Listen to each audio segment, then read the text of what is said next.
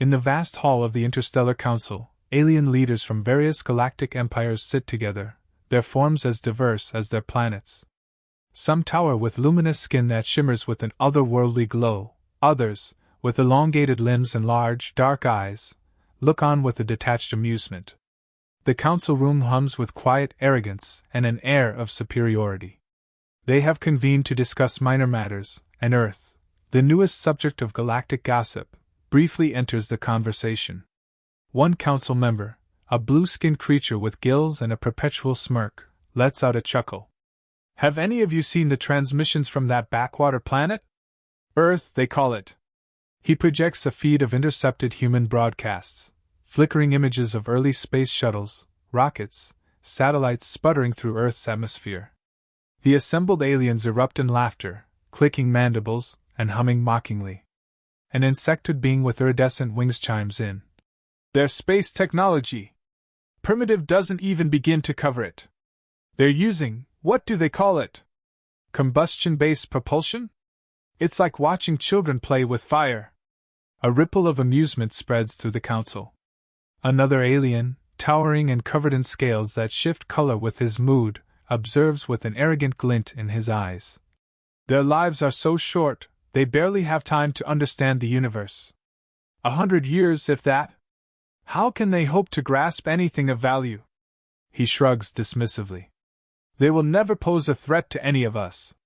The conversation shifts to the absurdity of Earth's earliest ventures into space. A sharp-featured alien, sleek and metallic with a voice like chimes, sneers. They sent a machine to their own moon. And they celebrate it as though they've achieved something monumental. Her tone drips with disdain. We've traversed entire galaxies in the time it took them to move a few miles beyond their atmosphere. A counselor with sharp, translucent skin taps his clawed fingers, saying, A few of their probes have actually made it near our territory. We've intercepted some. Weak signals, low data capacity. No intelligence whatsoever. We've disabled them without effort, left their remnants to drift. More laughter fills the chamber. The very idea of humans venturing out with such naivete is entertaining to them. A reptilian alien with a harsh, rumbling voice muses. Did you know they still haven't cracked faster-than-light travel? Even if they wanted to reach us, it would take them millennia. And they wouldn't even know where to begin. The mocking grows louder as images of humans appear. A picture of an astronaut planting a flag on the moon, proud, unaware of the impossibility of what lies beyond. A voice from the corner, belonging to a small, spiny creature, hisses with mirth. They actually think they can conquer space with those tin cans. Perhaps they'll set their sights on Mars next. That should only take a few more centuries, no? The blue-skinned counselor raises his voice to the room, his tone dripping with condescension. They'll probably declare themselves rulers of the galaxy the day they reach their neighboring star system. Imagine their shock if they knew we've already mapped thousands of galaxies. Earth doesn't even know they're watched by civilizations that span light years. More laughter echoes, and the sentiment around the room is clear. Humans are amusing at best. None of them, not one, even entertains the thought that Earth's inhabitants could ever rise to any significant level. There's talk of letting humans play with their technology for a few millennia more, simply to watch the evolutionary comedy unfold. Another counselor, seated with an air of lazy authority, yawns. We could simply crush them if we wanted. A few plasma beams and their planet would be nothing but dust. He stretches, seemingly bored with the discussion already. Why even bother with them at all? The metallic alien waves a dismissive hand. Let them continue. Let them believe they're advancing. It won't matter. They're an insignificant blip in the grand tapestry of the universe. Nothing they do will ever alter our plans or threaten our empires. As the council breaks for a recess, one of the younger members snickers. Maybe one day, they'll send another of those clunky probes. I could use a new decoration for my private chamber. The chamber dissolves into mocking chuckles, filled with the unshakable certainty that humans are as harmless as they are ridiculous. Each counselor is convinced that Earth, with its naive dreams of space, will never amount to anything significant. In the heart of a hidden, high-security facility, Earth's top scientists and military minds gather around a sleek new vessel, the product of years of innovation and secrecy. Every aspect of the ship has been designed with a single purpose: to prove that humanity is not to be underestimated. The prototype sits on the launch pad, gleaming with dark metal and alien alloys, an unconventional blend of the best technology Earth has to offer. This ship is unlike any before it. Specialized engineers check the hull, which is covered in panels that absorb radar, light, and even the faintest electromagnetic signals, rendering it invisible to nearly all detection systems. This stealth technology is Earth's own creation, but its integration into the prototype required innovative thinking, pairing human ingenuity with materials that only recently became accessible, thanks to fragments of alien tech recovered in prior encounters. Beneath the surface, the ship's propulsion system pulses silently. It's not chemical-based, nor purely nuclear. It's a fusion of magnetic fields and quantum-based drives that Earth's best scientists had only theorized until a few years ago. This propulsion technology promises to push the ship faster than anything Earth has ever launched, reaching near light speed within seconds. A quiet buzz hums in the control room as specialists review the prototype's weapon systems. Unlike typical projectile-based weapons, the prototype houses electromagnetic pulse emitters, precision laser arrays, and a brand new particle cannon capable of disassembling targets at a molecular level. Each system is experimental, risky, and hasn't been field-tested in a real combat scenario. But Earth has little choice. These weapons are designed to give the prototype a fighting chance against the vastly superior alien fleets that humanity now knows are watching. The project's head engineer addresses the gathered team, her voice steady but intense. She reveals the mission. Earth's telescopes and advanced sensors have intercepted faint but unmistakable signals of alien surveillance around the solar system. It's clear that the aliens consider Earth's broadcasts as nothing more than amusing curiosities, and have been mocking human technology from afar. Recent data also suggests that the aliens may be considering Earth as a potential conquest, or at least a playground. Earth's leadership is acutely aware of the alien threat, and they've decided it's time to give them a reason to reconsider. The gathered team feels the gravity of the mission. For too long, humans have looked to the stars with a mix of curiosity and fear. This mission, however, is different. It's a statement, an assertion of humanity's place in the galaxy. A selection process had been held weeks before, and the chosen pilot is introduced. She is an elite astronaut, battle-hardened and fiercely determined, known for her resilience under pressure. She steps forward with a calm confidence, already briefed on the prototype's systems, weaponry, and the mission objectives. Her presence commands respect. She's the embodiment of human tenacity and daring, traits that the Council of Alien Leaders had scoffed at. In her final briefing, she's told that the alien fleets may already be in range. Her orders are clear: reach the outer perimeter of Earth's solar system undetected, make a show of Earth's newfound capabilities, and if necessary, engage any alien threats that attempt to interfere. As the crew in the control room takes their positions, tension fills the air. The countdown begins, every second ticking by with an increasing sense of resolve. Scientists hold their breaths, engineers monitor systems with laser focus, and military officials murmur to each other, weighing the potential risks and rewards. The countdown reaches 0. Engines ignite with an eerie silence, the magnetic fields of the propulsion drive flaring to life. The prototype ship rises, slipping through Earth's atmosphere without a sound, leaving barely a trace of its trajectory. It moves like a phantom, crossing the boundary between Earth and space in mere moments, shrouded in stealth, speeding towards the aliens' perimeter. Humanity's first strike against an alien threat has begun. The prototype ship drifts silently into alien-controlled space, cloaked from sight by its advanced stealth systems. The pilot watches her monitors, aware that each passing second takes her deeper into hostile territory. She scans for any sign of detection but finds nothing. The alien fleet, scattered and complacent, seems oblivious to her presence. For the moment, humanity's most advanced creation is an invisible ghost, slipping through enemy space. Then, a faint alarm sounds. Alien sensors finally catch a hint of the prototype.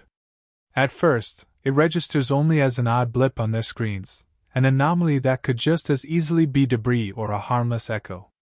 But as the ship moves closer, her presence becomes impossible to ignore.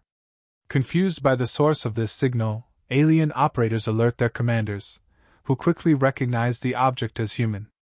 Their surprise shifts to amusement. A deep, resonant voice crackles over the comm system, distorted but filled with disdain. An alien commander speaks in slow, mocking tones, addressing the human ship. "So, the primitives have found their way here. Is this thing what you call a ship? Are you trying to amuse us?" The pilot smirks, unshaken. She taps a button and responds with a cool confidence that cuts through the alien's condescension. "Oh, I wouldn't underestimate it if I were you. This thing might surprise you." Her calm defiance gives the alien commanders pause. They're not accustomed to hearing anything other than fear or reverence from lesser species. A murmur of confusion ripples through the alien fleet as her words are broadcast across their channels. They quickly regroup, the condescension returning to their voices. "Very well, human," another alien voice sneers. "Show us what your fragile machine can do, before we sweat it out of our space." The pilot smiles, unfazed. She powers up the ship's systems, feeling the subtle vibrations as the engines respond. With a slight touch on the controls, she accelerates, her ship darting through space in maneuvers that shouldn't be possible at this speed. The alien ships scramble to keep up, their sensors struggling to track her rapid shifts. The pilot's hands move swiftly over the console as she executes an array of complex maneuvers, each turn and roll executed with razor precision. The alien ships give chase, but even their most advanced tracking systems fail to predict her next move. To the aliens, it's like watching a flickering ghost, a target that appears in one place and vanishes before they can adjust. More alien voices flood her comms, this time edged with frustration and confusion. "Impossible! No human ship could maneuver like that!" one commander exclaims. "What kind of technology is this?" The pilot chuckles to herself, watching as the alien vessels begin to waver, breaking their usual formations. She decides to demonstrate a bit more of her ship's capabilities. With a swift command, she activates the prototype's advanced propulsion system, darting out of their sight lines and then reappearing at impossible angles. Each move is calculated to baffle and unnerve, and it's working. The alien fleet is in disarray, struggling to make sense of a vessel that defies every assumption they held about human limitations. One last message from the alien commander crackles over her comms, laced with anger and disbelief. "What are you?" he demands, the mocking tone now replaced with a note of genuine concern. The pilot, eyes steady on her instruments, replies calmly, "Just a human. You didn't think we were done evolving, did you?" The alien fleet finally snaps into action. Frustrated by their inability to predict the human ship's movements, they coordinate a full-scale assault, filling the space around the prototype with blasts of energy and precision-guided projectiles. The alien commanders expect the barrage to overwhelm the human vessel instantly. After all, no species they've encountered before has survived such a concentrated attack. But the prototype ship responds in ways the aliens never anticipated. As beams of energy streak toward it, the pilot activates the ship's dynamic shielding system, a technology combining layers of energy absorption and redirection. Flashes of light burst around the prototype as the shields deflect the brunt of the attack. Alien sensors struggle to read the output from the human shields, which seem to shift frequency in real time, adapting to counter each new strike. Every time the alien fleet adjusts, the prototype's shields adapt right back, deflecting the next wave with minimal impact. The pilot remains calm, hands steady on the controls as she activates the ship's counterattack systems. The prototype's precision lasers lock onto the closest alien vessels, and in a split second, coordinated pulses of light slice through the dark. A laser beam lances out, hitting an alien ship's shield generator with pinpoint accuracy. The shield buckles, and the ship staggers, sparks flaring along its hull.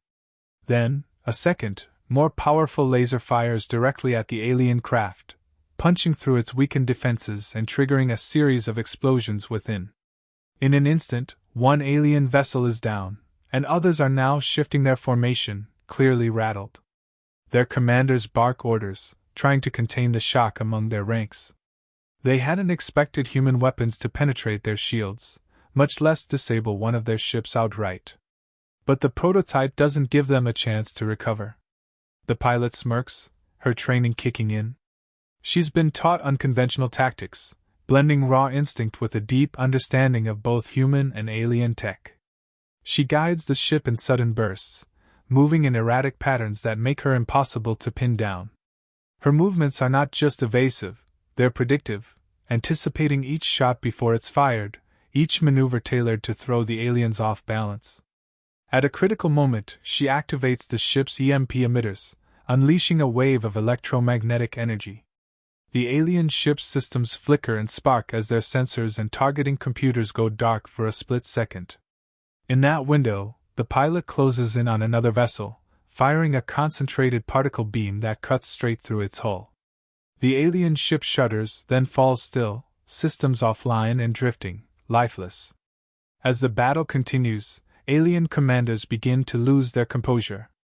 On their bridge, frantic communication fills the air, their confidence quickly dissolving into desperation. They are facing a human ship unlike anything they could have imagined, and for the first time, their assumptions about humanity's inferiority seem naive, even foolish. An alien officer stammers, his voice tinged with panic. How are they doing this? They're primitive.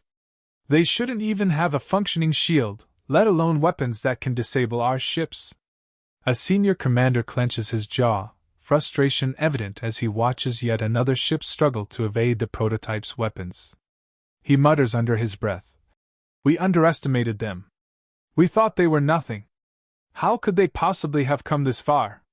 The pilot, aware of the alien fleet's confusion, decides it's time to drive the point home. She toggles the prototype's particle cannon to maximum output and aligns her sights on the largest alien vessel. With careful precision, she releases a blast that hits the ship's engine bay, cutting deep and igniting a chain reaction that erupts across its hull. The mighty vessel, once a symbol of the aliens' superiority, crumbles under the force, breaking apart in a fiery cascade. As fragments of the once formidable ship scatter, the remaining alien forces are left in disarray. Their commanders bark orders to retreat, voices laced with disbelief and fear. In mere minutes, their sense of dominance has been shattered, and now, they are running from the very species they once mocked. The prototype ship, unscathed, floats victoriously, a stark symbol of human resilience and ingenuity. The pilot watches as the remaining alien vessels scramble to escape, her heart pounding with pride. Humanity has shown its strength, proving once and for all that they are not a species to be dismissed. The alien fleet, battered and humiliated, begins its retreat. Their engines flare to life, powering up for a hasty withdrawal, as one by one, their remaining vessels turn and vanish into the depths of space. The human prototype hovers, unscathed, watching them go. The once overwhelming force that entered this battle brimming with arrogance and scorn now flees, shaken and defeated. The pilot, her voice steady and sharp, opens the comms and broadcasts a final message to the alien commanders. Her tone is unyielding, filled with the quiet strength of someone who's just defied impossible odds. Consider this a lesson, she says, each word landing like a hammer. Humanity may be young, but we're far from weak. You came to mock us, to see us as something beneath you. You thought you'd have no trouble with a species still finding its way among the stars. But look at you now. Running. She pauses, allowing her words to sink in.